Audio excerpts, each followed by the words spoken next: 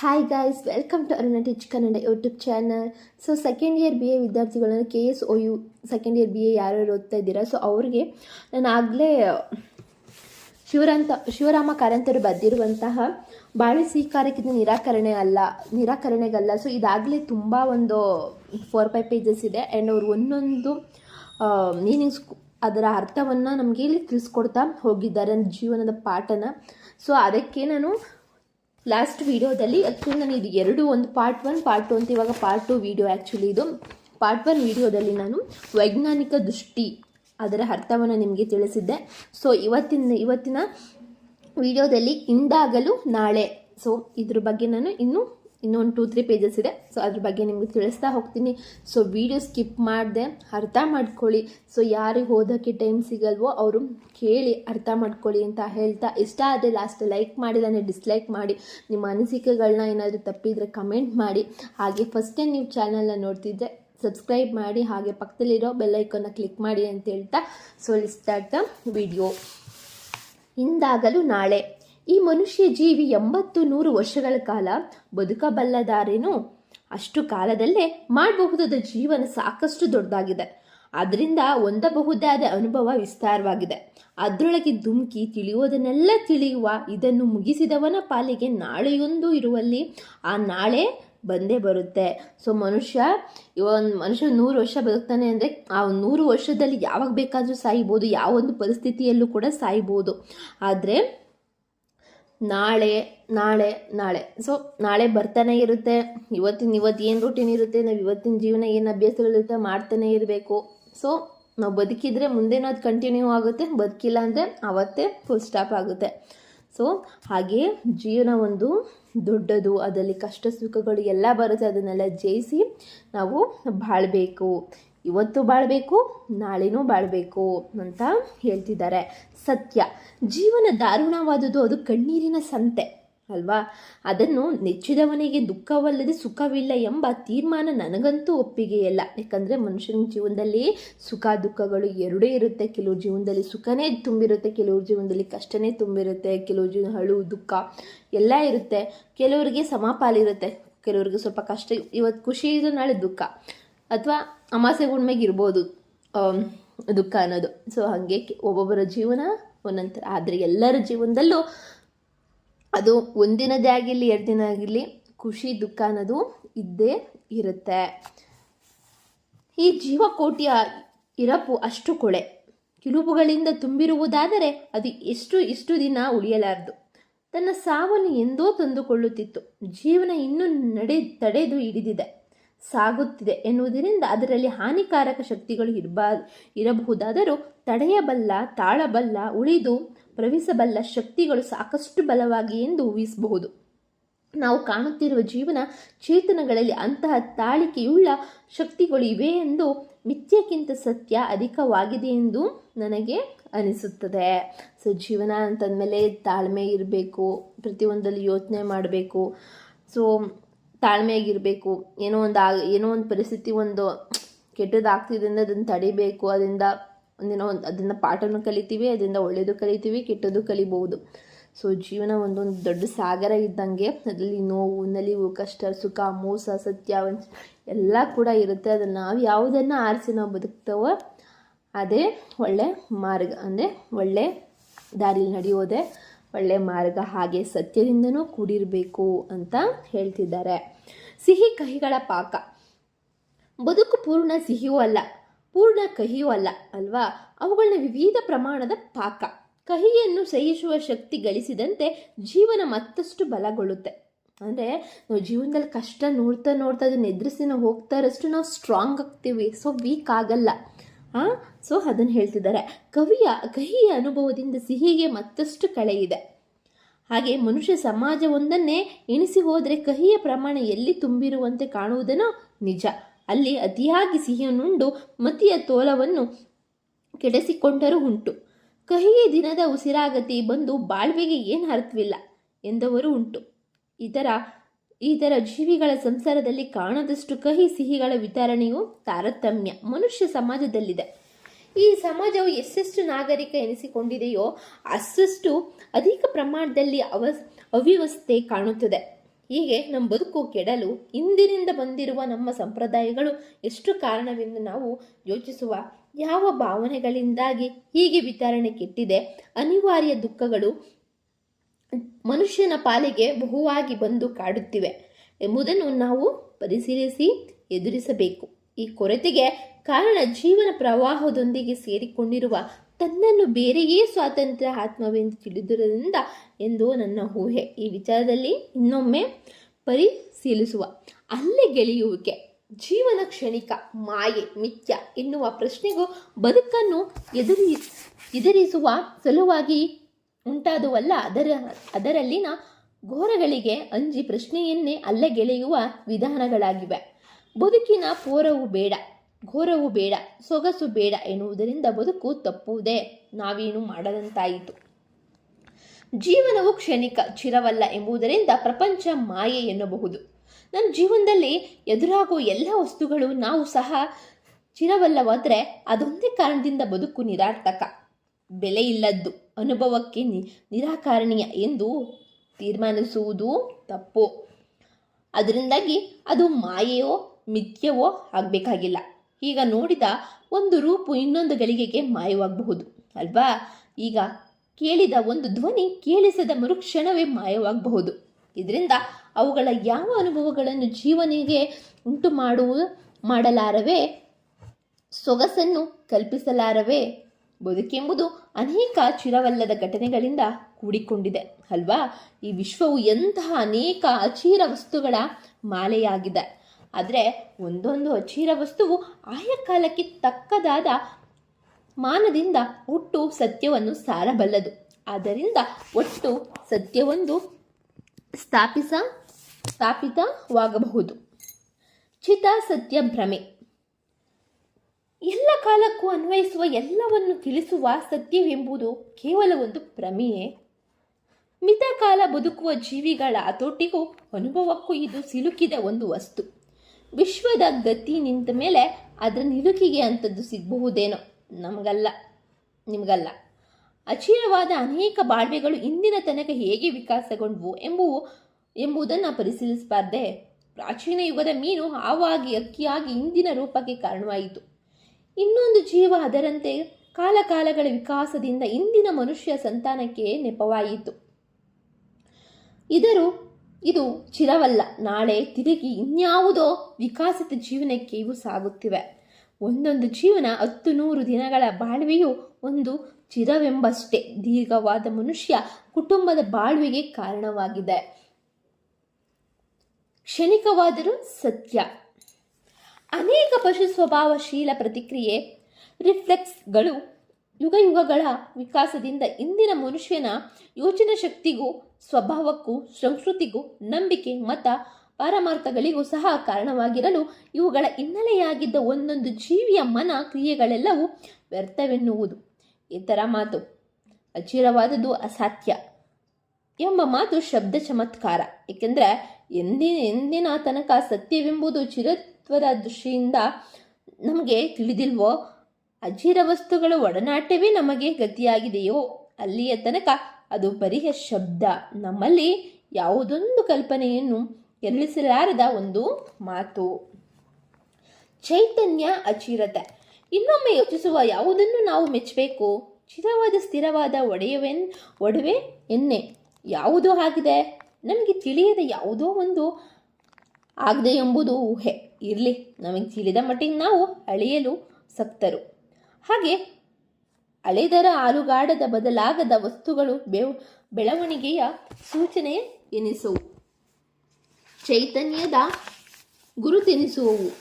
ಅದು ಜನತೆಯ ಲಕ್ಷಣ, ಜೀವನದ ಸ್ವಭಾವ. ಆದ್ದರಿಂದ ಭಿನ್ನವಾದದ್ದು ಜೀವನದಲ್ಲಿ ಚೈತನ್ಯ ಕೆಲಸ ಮಾಡುತ್ತಿರುವುದರಿಂದಲೇ ಚಲನೆ, ಏಳು ಬೀಳುಗಳ ಕಾಲದ ದೃಷ್ಟಿಯಿಂದ ಅಚಿರ ಚೈತನ್ಯಮಯವಾಗಿರುವ ಜೀವಿಯು ಬೆಳೆಯಬೇಕು. ಬೆಳವಣಿಗೆಯ ದಾರಿಯಲ್ಲಿ ಇಂದಿರಾಗುವ ಅನುಭವಗಳಿಂದ ವಿಸ್ತರಿಸಬೇಕು. ಇದರಿಂದಾಗುವ ಆವರಣಕ್ಕೆ ಸಮಾನಾಗಿ ಬದಲಿಸಬೇಕು. ಕಂಡ ನೋಟವನ್ನೇ ಕಾಣುತ್ತಾ, ಕಂಡ ಬಳಗದಲ್ಲಿಯೇ ಬೆರೆಯುತ್ತಾ, ಪಡೆದ ಅನುಭವಗಳನ್ನೇ ಪಡೆಯುತ್ತಾ ಇರುವ ಜೀವಿಗೆ ಚೇತನದ ಉಪಯೋಗವೇನು? ಅದರಿಂದ ಬಾಳು ಬೆಳೆಯುತ್ತಾ ಅಂತ ಕ್ವಶನ್ ಕೇಳ್ತಿದ್ದಾರೆ ನಮಗೆ. ಮಿತವಾದ ಹೊಣೆ ನಮ್ಮದು. ಪ್ರಪಂಚವು ನಮಗೆ ತಿಳಿದ ಮಟ್ಟಿಗೆ ಚೈತನ್ಯಮಯವಾಗಿಯೇ ಹರಿಯುತ್ತಿದೆ. ನಮಗೆ ಜೀವನದ ಅಳತೆಯಲ್ಲಿ ಕದಲತಿ ನಿಂತಿರುವ ಬೆಟ್ಟಗಳು ಸಹ ಯುಗಮಾನದ ದೃಷ್ಟಿಯಿಂದ ಚಲನೆಯ ಪರಿಣಾಮಗಳಾಗಿವೆ. ಪ್ರಪಂಚದ ಪಯಣದ ಉದ್ದೇಶ ನಮಗೆ ತಿಳಿಯದೇ ಹೋಗಬಹುದು. ಕಾಳಗದ ಸೇನಾನಿಯ ಮನಸ್ಸನ್ನು ಪ್ರತಿಯೊಬ್ಬ ಪಾದತಿ ಅಳೆಯಬಲ್ಲನೆ? ನಮ್ಮ ಕೆಲಸವೆಂದರೆ ನಮ್ಮ ಆವರಣ. ಶಕ್ತಿ ಮಿತಿಗಳಿಗೆ ಸಮನಾಗಿ ನಮ್ಮ ಸ್ಥಾನವನ್ನು, ಕರ್ತವ್ಯವನ್ನು ತಿಳಿಯುವುದು. ಅಲ್ಲಿಗೆ ನಮ್ಮ ಹೊಣೆ ಮುಗಿಯಿತು. ಪ್ರಪಂಚದ ಕೊನೆ ಎಂಬುದಕ್ಕೆ ಹೊಣೆಯಾಗುವ ಹಿರಿತನವನ್ನು ವಹಿಸಬೇಕಿಲ್ಲ. ನಮ್ಮ ಪಾಲಿನ ಪ್ರಪಂಚದಲ್ಲಿ ಬಾಳಿ ಅದು ಕೊಡುವ ಅನುಭವಗಳಿಂದ ನಾವು ಅರಳುವುದಾದರೆ ನಮ್ಮ ಕೆಲಸ ಮುಗಿಯಿತು. ತೀರ ನಂಟು ಬೇಕಿಲ್ಲ.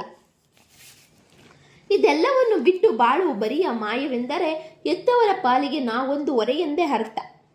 ಆಗ ಹುಟ್ಟು ಸಹ ಮಾಯೆ, ಬದುಕು ಮಾಯೆ, ಸಾವು ಮಾಯೆ ಎನ್ನುವರುಂಟು.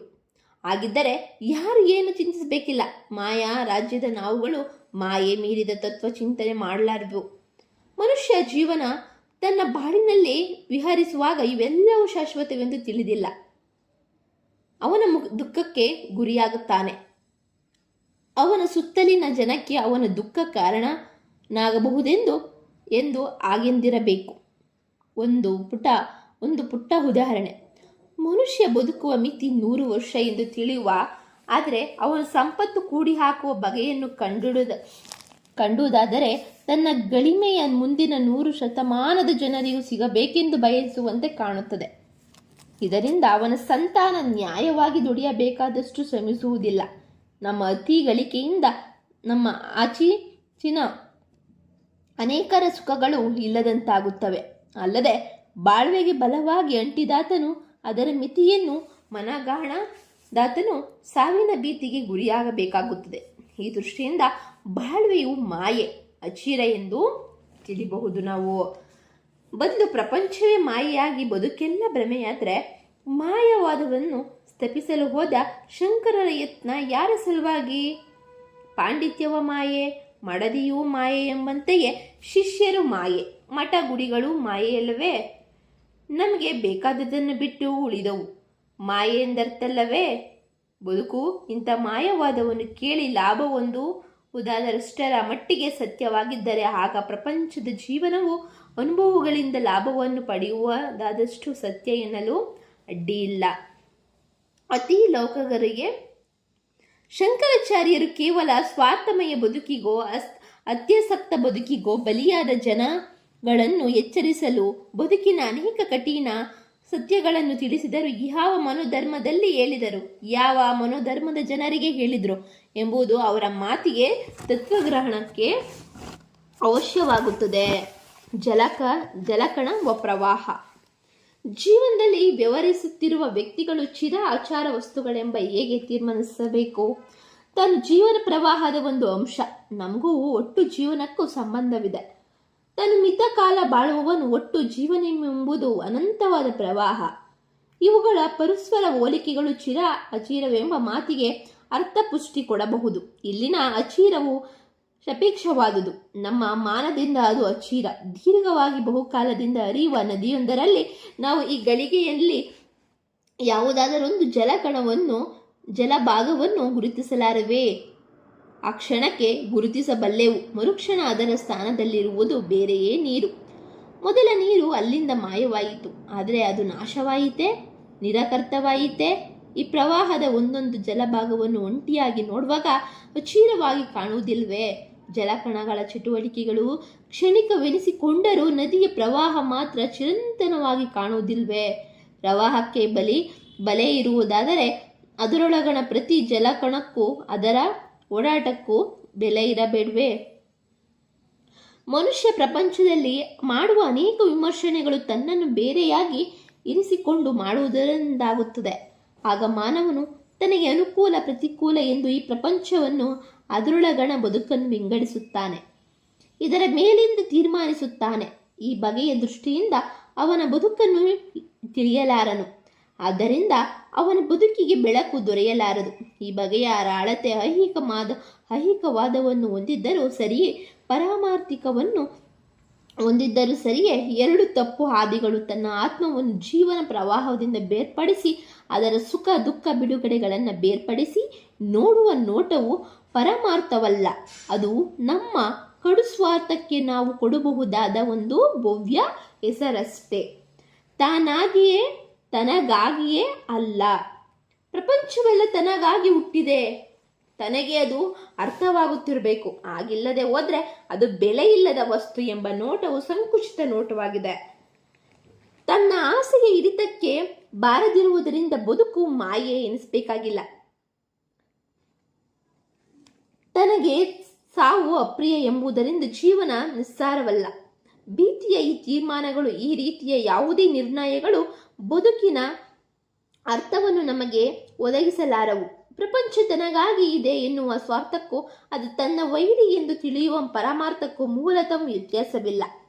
ಒಂದೇ ಮನೋಧರ್ಮದ ಎರಡು ಪಾರ್ಶ್ವಗಳು, ಒಂದು ಹೆಗ್ಗರಿಮೆಯ ಸೂಪರಿಯಾರಿಟಿ ಕಾಂಪ್ಲೆಕ್ಸ್ ಪ್ರಭಾವ ನಮ್ಮ ಶರೀರದ ಯಾವುದೇ ಅವಯವ ಈ ಶರೀರದ ಉಳಿದೆಲ್ಲ ಅಂಗಗಳು ತನ್ನ ಸಲುವಾಗಿ ಬದುಕಿವೆ ಎಂದು ಹೇಳಿದರೆ ಹೇಗೆ? ಅದರಂತೆ ಈ ಲೋಕದಲ್ಲಿ ನನಗೇನು ಬೆಲೆ, ನಾನೆಷ್ಟು ವ್ಯರ್ಥ ಎಂದರೂ ಹಾಗೆ ವ್ಯಕ್ತಿಯು ತನ್ನನ್ನು ಜೀವನ ಪ್ರವಾಹದಿಂದ ಕಿತ್ತು ತೆಗೆದು ಎಣಿಸುವ ಲಾಭ ಹಾನಿಗಳ ವಿಮರ್ಶೆ ಸಮಾನದಲ್ಲ. ಹಾಗೆ ಮಾಡದೆ ತಾನು ಜೀವನ ಪ್ರವಾಹದೊಡನೆ ಸೇರಿದವನು ಎಂಬ ಅರಿವನ್ನು ತಂದುಕೊಂಡಲ್ಲಿ ಜೀವನವೆಂಬುದು ಸಾರ್ಥಕವೆನಿಸುತ್ತದೆ. ಸಾವು ಹುಟ್ಟಿರುವೆವು ಎಂಬುದೇ ಬದುಕು ತಕ್ಕದ್ದು, ಸಲ್ಲುವುದು ಎಂಬುದಕ್ಕೆ ಕಾರಣಗಳಾಗುತ್ತವೆ. ಮಾನವನ ಬದುಕು ಒಂದು ಹೊರೆಯಾದಲ್ಲಿ ಅದು ನಿಸರ್ಗದಲ್ಲಿ ಉಳಿಯುತ್ತಿರಲಿಲ್ಲ. ಪ್ರಕೃತಿಯ ತನ್ನ ವಿಕಾಸ ಮಾರ್ಗದಿಂದ ಯಾವಾಗಲೂ ಬೇಡವಾದುದನ್ನು ತೊಡೆದು ಹಾಕುವಂಥ ರೀತಿ ನಮಗೆ ಕಾಣುತ್ತದೆ. ಕಪಿಯಿಂದ ವಿಕಾಸನದಿಂದ ಮಾನವನ ತನಗೆ ಬೇಡವಾದ ಬಾಲವನ್ನು ತೊಡೆದಂತೆ ಅಲ್ಲಿಯ ಹಾಲು ಹಾವಿನಲ್ಲಿ ಕುಂಠಿತವಾಗುವಂತೆ ವಿಶ್ವಹಿತಕ್ಕೆ ಮನುಷ್ಯ ಬೇಡವಾದರೆ ಅವನು ಕ್ರಮೇಣ ಮಾಯವಾಗುತ್ತಾನೆ.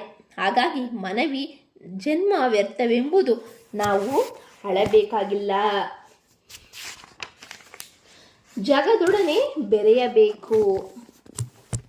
ಇತ್ತ ಬದುಕನ್ನು ಅಲ್ಲಗೆಳೆಯುವುದು, ಅತ್ತ ಬದುಕಿನ ಕಾಲವೆಲ್ಲ ದೇವರ ಹೊಗಳಿಕೆಗೆ ಎಂದು ತಿಳಿಯುವುದು ಇವು ಒಳ್ಳೆಯ ಆಸ್ತಿಕ ಭಾವನೆಗಳು ಅಲ್ಲ.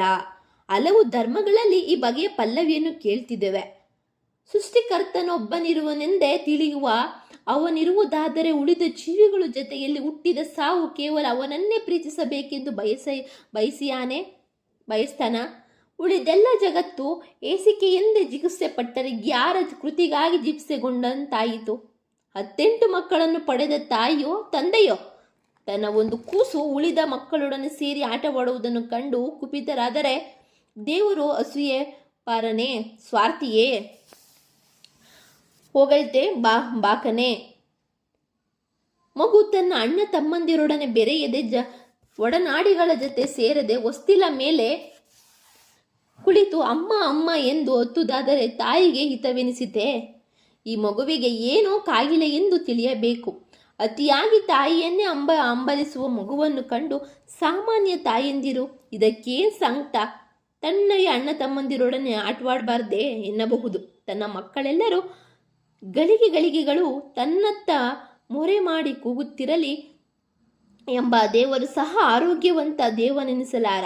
ದೇವರನ್ನು ಕಲ್ಪಿಸುವಾಗ ಇನ್ನಷ್ಟು ಉದಾರನಾಥ ವಿಶಾಲವಾದ ದೇವರನ್ನ ಕಲ್ಪಿಸಬೇಕು.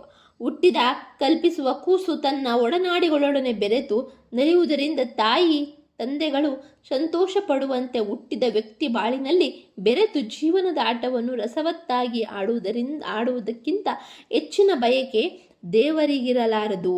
ಪ್ರೀತಿ ಭೀತಿ. ವಿಶ್ವದ ವ್ಯಾಪಾರವನ್ನು ತಿಳಿಯುವುದು ದೊಡ್ಡ ಕೆಲಸ. ಚೆನ್ನಾಗಿ ಬದುಕಿ ತನ್ನ ಜೀವನದ ಸುತ್ತು ಬರುವ ಇತರ ಜೀವಗಳನ್ನು ಚೆನ್ನಾಗಿ ತಿಳಿದು ಅವುಗಳೊಡನೆ ಹಿತವಾಗಿ ತನ್ನ ವ್ಯವಹಾರವೆನಿಸಿಕೊಳ್ಳುವುದು ಕಡಿಮೆ ಕೆಲಸವೇನು? ಜೀವನ ರಾಜ್ಯದ ಅನೇಕ ಸೊಗಸುಗಳನ್ನು ಕಂಡು ಮೈಮರೆತು ಆನಂದಿಸುವುದು ಕಡಿಮೆ ಏನು? ಮನುಷ್ಯನಿಗೆ ಸ್ವಾಭಾವಿಕವಾಗಿ ಭಾವನೆಗಳು ಬಾರದಿರಲು ಕಾರಣವೇನೆಂದರೆ ಮೂಲ ಮನುಷ್ಯನ ಬಳಗದವರು ದೇವರನ್ನು ಕಲ್ಪಿಸುವಾಗಲೇ ಈ ಭಾವನೆಗಳಿಂದ ಕಲ್ಪಿಸಲಿಲ್ಲ. ಮಾನವ ಸಂಸ್ಕೃತಿಯ ಪ್ರಥಮ ದೇವರು ಭೀತಿಜನ್ಯನು. ಅವನಿಗೆ ಎದರಿ ಬೇಡಿ ಕಾಡಿ ಮನುಷ್ಯ ತನ್ನ ನಂಬುಗೆಯನ್ನು ಬೆಳೆಸಿದ. ಕ್ರಮೇಣ ಕೆಲವು ಸ್ವಾತಂತ್ರ್ಯರು ಅವನಿಗೆ ಕ್ರೂರ ಬಿರುದುಗಳನ್ನು ಸಲ್ಲಿಸುವ ಬದಲು ವಾತ್ಸಲ್ಯ ಗುಣವನ್ನು ಆರೋಪಿಸಿದರು.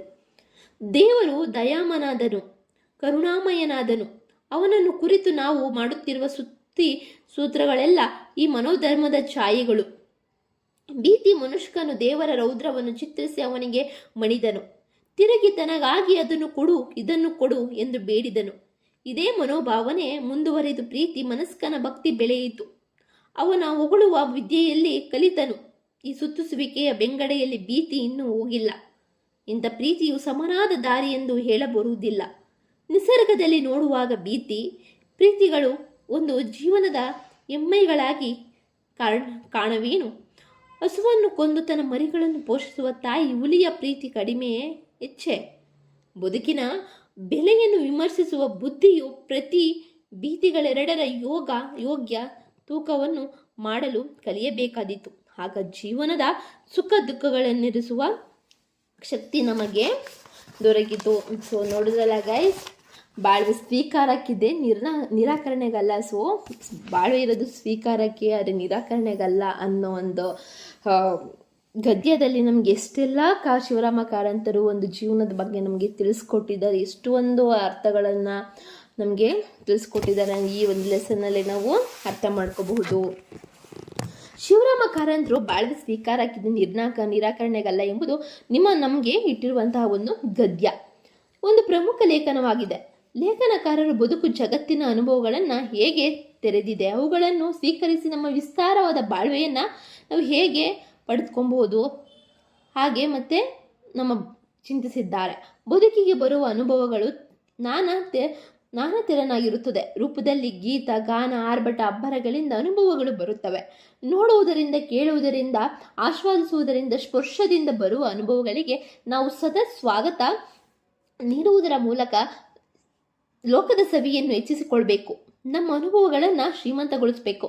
ಬದುಕನ್ನು ಸತ್ವಪೂರ್ಣ ಮಾಡಿಕೊಳ್ಬೇಕು. ಹೀಗೆ ಬದುಕಿನ ತಿಳಿಯಬಹುದಾದ ಪ್ರಪಂಚವನ್ನು ಕಾಣಬಯಸದ ವ್ಯಕ್ತಿಯು ಸಂಕುಚಿತನು. ಅವನು ಜೀವನ ಬರಡಾಗುತ್ತದೆ. ಪ್ರಪಂಚದಲ್ಲಿ ಬಾಳಲು ಅವಕಾಶ ದೊರಕಿರುವಾಗ, ತಿಳಿಯಲು ಸಾಧನಗಳಿರುವಾಗ ಅದೇ ವ್ಯರ್ಥವೆನ್ನುವುದು ಎಂಥ ಮಾತು ಎಂದಿರುವ ಲೇಖಕರು, ಜಗತ್ತಿನ ಸೌಂದರ್ಯ ಇರುವುದು ನಾನು ಅನುಭವಿಸಲಾಗಿ ನಿರಾಕರಿಸಲಾಗಿ ಅಲ್ಲವೆಂಬುದೇ ಜೀವನ ಸ್ವೀಕಾರಕ್ಕೆ ಹೊರತು ಹಾಳು ಮಾಡುವುದಕ್ಕಲ್ಲ ಅಥವಾ ವ್ಯರ್ಥ ಅಲ್ಲ ಅಂತ ಈ ಥರ ಮಾತು ಒಂದು ಲೇಖಕರು ನಮಗೆ ಹೇಳ್ತಿದ್ದಾರೆ. ಅಂಶಕ್ಕೆ ಒತ್ತು ಕೊಟ್ಟು ಹೇಳ್ತಾರೆ. ಅಲ್ಲೇ ನಾವು ಹುಟ್ಟಿದ್ದೇವೆ ಎನ್ನುವ ಒಂದೇ ಕಾರಣದಿಂದ ನಮ್ಮ ಹುಟ್ಟು ನಮಗೆ ಪ್ರಯೋಜನಕಾರಿ ಎಂದು ನಾವು ತಿಳಿಬೇಕು ಎಂಬ ಅವರ ಮಾತು ಹೆಚ್ಚು ಮಹತ್ವವನ್ನು ನಮಗೆ ಪಡ್ಕೋಬಹುದು. ಹೀಗೆ ಪ್ರಕೃತ ಘಟಕದ ಅಧ್ಯಯನ ಹಿನ್ನೆಲೆಯ ಅದರ ತಲಸ್ಪರ್ಶಿಯ ಜ್ಞಾನವನ್ನು ನಾವು ಇಲ್ಲಿ ಪಡೆದುಕೊಂಡಿದ್ದೇವೆ. So I hope you guys, ನಿಮಗೆ ಇವತ್ತಿನ ವಿಡಿಯೋ ನಿಮಗೆ ಇಷ್ಟ ಆಯಿತು ಅಂತ. ಸೊ ಮುಂದಿನ ವಿಡಿಯೋದಲ್ಲಿ ನಿಮಗೆ ಇನ್ನೊಂದು ಲೆಸನ್ನ ನಿಮಗೆ ಇನ್ನೊಂದು ಗದ್ಯದ ಜೊತೆ ಬರ್ತೇನೆ ಅಂತ ಹೇಳ್ತಾ, ಸೊ ಬಾಯ್, ಟೇಕ್ ಕೇರ್.